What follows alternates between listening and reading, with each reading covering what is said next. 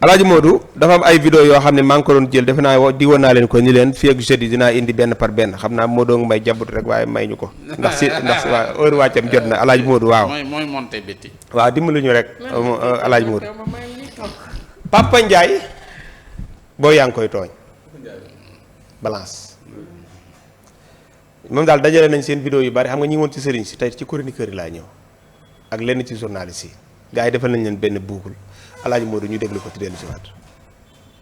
fan la nit di jaar fii ba gagné premier tour man loolu laa gëm donc lu ko namoon naa nag tey ñu ne ma Khalifa Babacar Sall dina gagné premier tour wante fu démocratie Sénégal toll fu Sénégal yi toll ci yeewu ak ci gëm seen bopp ak am lu ñu namm ci ëllëgu Sénégal gëmuma gisuma fan la nit mën a jaar ba gagné premier tour mooy suma xaar bu gàtt. plan Z kay parce que même bee bi baaxul. bee bi baaxul. Bassirou Diomaye baaxul ci Ousmane Sonko doo dem. Bassirou Diomaye baaxul. c'est-à-dire expliquer loolu. Bassirou mënut a dem. Expliquer. parce que parti bi nga xamante ne moo ko bëgg a investir dañ ko dissoudre. ay après. mais parti bu ñu dissoudre. nan la ñuy jëlee parti dissoudre ko ak motif yi nga xam ne moom la ñu évoqué pour motiver dissolution boobu. parti boobu di investir nit. ñu ne non ci texte laa ko teg ko. ban texte ko wax non dama bëgg nga ne ma texte bi moo wax loolu. électoral bi la nekk wax loolu. ci Ndeye Fatou bàyyi leen di jaawale wu ma. li yóbbu Sonko dafay bàyyi Bassirou Diomaye. parti bi ñu dissoudre luñ ci wax. luñ ci wax. non wax ma. non xamu luñ ci wax de. dañ fas batum lañ di dafa tax ñu nangu seeni mandat. non soxna si. waaw. xam nga Pastef chaque jour ma wax ak ñoom te heure bu ñu demee rek ma yey leen. choix de Bassirou Diomaye ban jàngat nga ci am. bon ban jàngat bi ma ci am moo di. c'est Ousmane Sonko. tànn na tànnul. mooy lan loolu. xam nga lan mooy tekki moo di tey daan naka xëy dafa ni mu tënkoo moom Ousmane Sonko la Bassirou Diomaye Faye tënkoo. sa condamnation n'est pas définitive. non mosuma ko wax. mais tey est-ce que Bassirou Diomaye Faye nekk na ci condition ya nga xamee ni mën naa concourir à chance égale avec les autres candidats yaakaaruma ko. mais am na ay candidats yoo xam ne nekk nañu prison et pourtant nekk candidat dem élection. leer laa leen wax xam nga man nag suñu borom yàlla dogal na ne man lu ma leen mës a wax gis ngeen ko kenn musuma vaar te combat bu ma porté gagné naa ko. yaa loolu Pape. man dama ne. dama koy rafetlu dama ne lu ma leen mës a wax teg ngeen ci seen bët. kenn musuma vaar ci kattanu yàlla dimbale na ma ko te lu ma combat bu ma porté gagné naa ko. ma ne tant que saison des pluies jàllul Sénégal élection du fi am. loolu maa la ko wax tant que saison des pluies jàll élection du am Sénégal non man weddi wala. mu ngi noonu Papa Ndiaye la journaliste chroniqueur judiciaire ma jigéen Diop wala ma dalee ci Omar bun Xataab bi Omar ñi ma la indil di ab politiciens yi lañ ciy jël moom rek moo ci def waaye ñi seen ñëpp ay journalistes yu am xam-xam lañu yoo xam ne ku ci nekk da nga daan météo Sénégal yi di ci teg seen bët ba Papa Ndiaye wax na ko ne lu ma sa wax rek teg nañ suñu bët. léegi nag fan nga jàpp ni ci xam-xam la wala information bu ñu leen doon jox ba tax ñu dëkkal ci nopp nit ñi ni parti bu ñu dissoudre nit mënu caa génne ba pare nekk candidat ndekki kooku ñu doon wax moo leen nar a jiite. am ne li naan booy bëggal ci dëgg booy bañal ci dëgg. ndax dëgg rek mooy mujj. waaw te dafa am lu Youssou Ndour doon wax naan maanaam journaliste warul yokk warul wàññi liggéeyam rek lay def. léegi nag bu dee da nga wàcc yoon boobu. ba nekk ci beneen logique boo xam ne yow du sa ànd maanaam li naan quoi ci ànd boo dem fekk keneen toog ci. dama gis ni ñu ëpp ci ñoom danoo wàccoon seen ànd danoo nekkoon ci leneen lu dul journalisme. parce que ñi nekkoon ci journalisme di def seen liggéey correctement leblawuñu fayekuñu comme ni ko Sid doon waxee. ñooñu tey ils sont à l'aise. maanaam toog mën a wax même sax bu ñuy critiquer Diomaye ils sont à l'aise parce que dañuy am légitimité pour mën a wax ñu dégg leen. ok parce que lan doon wax démb. moo leen di may crédibilité tey jii bu ñu waxee même bu ci nit ñi àndul ak ñoom mën leen a déglu. si ñii nag ñi ëpp ci ñoom waxewuñ woon. xam-xam ab objectivité comme journaliste. dañ doon waxee li ñu seen bëgg-bëgg. te des fois li gën a dangereux ci métier bi ñuy def maanaam ñuy jaawle suñuy bëgg-bëgg ak li war a ne. des fois suñuy bëgg-bëgg nañ ko bàyyi si biti bu ñu toogee ñu doon ku ñu war a doon. léegi nag loolu moo leen yóbbee lii tey benn bëgguñu woon Diomaye doon président. bëgguñu woon mu nekk candidat yooyu yëpp seen bëgg-bëgg la. parce que boo xoolee Ndeye Fatou ak kii Elma kii Sëñ Saliou. da ngay sentir ni sëñ Saliou mu ngi koy delloo si waat à chaque fois mais bañ na mu bañ. waaw parce que mbir boo koy wax dafa war a am dalin comme yéen ñuy jàng ni ngeen ko wax dafa war a am dalin. maanaam daa am foo war a sukkandiku. boo gisee sax yenn saa ñu ne diw moo ko solo parce que à chaque fois te tey jii yow da ngay wax joo xam ne du sànni politiquement ak juridiquement mënoo indi benn texte wala benn article. bu mën a dajjal wax jooju. léegi nga teg ko ci sa bakkan. ak ci say bëgg-bëgg wala yow waxoo mais da lay waxloo. waaw waxoo. parce que da lay waxloo parce que am na ci ñoo xam ne ay juriste lañ seen biir bëgguma tudd seen tur. juriste lañ te ci wàllu droit daan nañu wax lii mais bi ñu demee ba wàcc seen ànd bëgg a dugg ci leneen. moo leen yóbbee lii mais li njëkkoon a ne buñ ci desoon. parce que un journaliste mun na jumaa nekk ci analyse jàpp ne li ma war a am fekk amul. xam nga tey jii am na loo xam ne tey jii man mënoon naa ko wax mu tombé ñu ne Omar Gueye garaaw na. mais man damay moytu yu mel noonu. d'accord man waxtaan naa ak nit mu ni ma 54%. élection yi. du ko weesu. mu ni ma palais bi ñoom seen sondage sax yu ñu am foofu la leen dugal. mu ne ma du génn foofu 54 te démb bi résultat yi génne te loolu bi ne suba la élection la. d'accord laa waxtaan ak nit mu wax ma ko ba ma wax ko beneen nit mais comme man c'est pas mon style di wax naan lii mooy xew ak li ma li parce que loolu météo la quoi. parce que ñun tam duñu yàlla duñ dara. dañuy def analyse mais des fois suñu bëgg-bëgg ak suñuy bañ nañ ko teg fële te am objectivité te yem ci sunu liggéey rek. te xam ne duñu yàlla du yonent mais boo dee leble di fay bor fii rek ngay mujj aussi. aywa ma jigéen noo gisee li ma la tegal léegi ñii de dañ ñëwoon du fi amee yàlla mujj na koo def. waaw sooy bu xanaa di wax ne rek Barthélemy Diaz moom wax fa dëgg yàlla moom du wax bi sax la ma sa wax parce que toog na si beneen jotaay wax ne élection deuxième tour. ñëpp xam nañ ni kenn mënul gagner élection yi ci premier tour bàkku ne moom mooy borom Ndakaaru peut-être ak Khalifa ñoom moom àdduna moo leen àtte ak ñi nga xamante ne ni ñoo di sénégalais yi parce que li ñu njortoon ni moom moo am yëpp. tey moo jiite Dakar ba tey di leen àdduna di tàqale. waaw parce que dañu jàpp ni bu taxawee di wax ne moom moo fal boppam.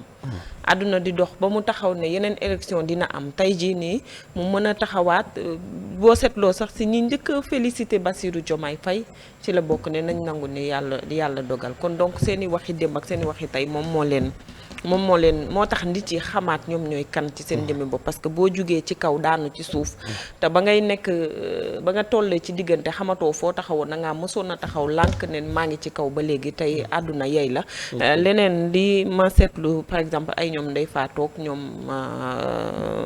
ma jambal ñoom da ngay sentir que ni genre doomu aadama sax warul di taxaw di wax ne diw dafa bañ nit mais da nga seeni kàddu ak ni ñuy waxee froid bi muy am da ngay sentir ni ñii nii en la ñu am ci peut-être ci kuréel gi nga xamante ne ni ki ñuy waxal Ousmane Sonko ak Bassirou Diomaye Faye parce que mi ngi koy laaj ba di ko wax charge yi ñu teg Ousmane Sonko moom la ñu teg Bassirou mais Bassirou kenn mosu ko woon condamné mais dégg nga la mu ko tontu carrément mooy da nga doon sentir ni ñoom mosuñu woon bëgg ne Bassirou mi dina nekk président Ousmane Sonko it dina nekk président mais yàlla suñu borom fa muy dogalee ak fa muy noppee di tëral ay mbiram doomu aadama mënu fa àgg ba di xam exactement lan moo war a mën a xew suba Pape Ndiaye nag moom peut-être moom xam naa message bu mu bëggoon gars yi doon wax souvent ne élection du am mu àggee leen ko parce que peut-être moment boobu dañ doon wax tolloon nañ ci jiixi jaaxa ñi naan décembre ñi naan juin ba dialogue bi amee aussi gis nga ñu jàppoon date boo xam ne 2 juin la mu ni nawet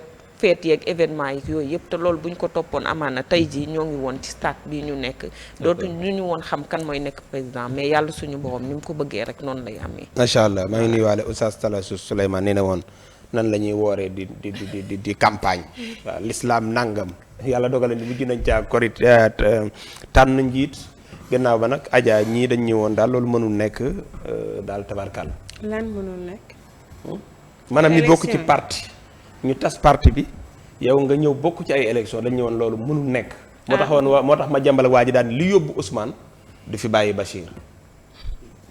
waaw man de li tax ñu ko doon wax xaw ma fu ñu ko teg parce que man maîtriser ma xam-xam dañoo texte yi jàng. donc ay journaliste lañ. non yooyu ay article la yu kenn xamul la ci teg c'est trop juridique yooyu man mënuma ko maîtriser mais. seen xalaatu bopp lañ xam nga ñun dañuy indi fii sujet ku nekk wax ci sa xalaatu bopp dama xalaat ni ku nekk sa xalaatu bopp nga doon demee rek mais ni fekk yàlla la wax ci taw bi nee nañu woon duñ élection te taw bi jàllut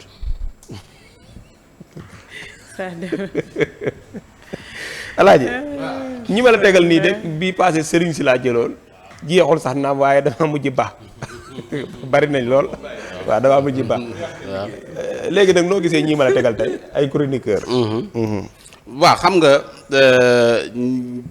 ñoom Madiambal ak Yérim li ñu wax dëgg la li yóbbu Ousmane mu campagne yi du fa bàyyi Basir parce que génn nañ ñoom ñëpp dem campagne mën nañ ko interpréter ñoom mën nañoo génn ne wax daa dëgg parce que li fi bàyyi kii du fi bàyyi yóbbu Ousmane du fi bàyyi waaw donte nag sens bi ñu doon waxee ay xibaar la woon yoo xamante ne bi jox nañ leen ay wax la yu ñu leen jox ngir ñu waxoon ko pour décourager masse bi loolu rek moo jublu woon mët bi ñu defoon ñoom ñëpp dajaloo ci télé yi ku ci nekk di wax di wane ni affaire yi du jàll mais ñi leen contrecarré la nit ñi gën a gëm ko ñoom dañoo amatul crédibilité maanaam ñi doon porté woon mbir mi dañoo amatul crédibilité ci ñi ñuy waxal léegi ñi leen contrecarré woon wax leen ne leen li ngeen di wax tegu leen ko fenn parce que lii ak lii ñoo gënoon a crédible ñi ñëw porté comme ñi porté message bale ok léegi loolu moo tax seen mission devient mission impossible parce que mënuñu woon a réussir yëf yi parce que nit ñi dañ leen a gëmatut